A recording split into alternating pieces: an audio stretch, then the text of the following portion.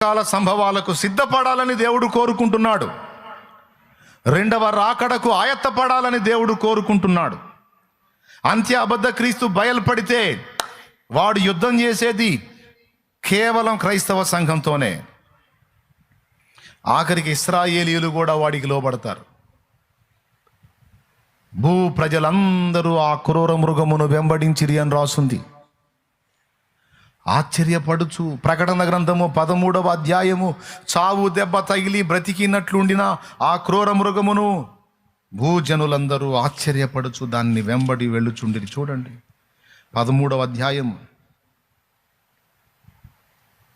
1వ వచనం నుంచి చదివితే, మరియు 10 కొమ్ములను 7 తలలను గల ఒక క్రూర మృగము సముద్రంలో నుండి పైకి వచ్చుట చూచి తిని, దాని కొమ్ముల మీద 10 కిరీటములను, దాని తలల మీద దేవదూషణకరమైన పేలును ఉండెను. నేను చూచిన ఆ మృగము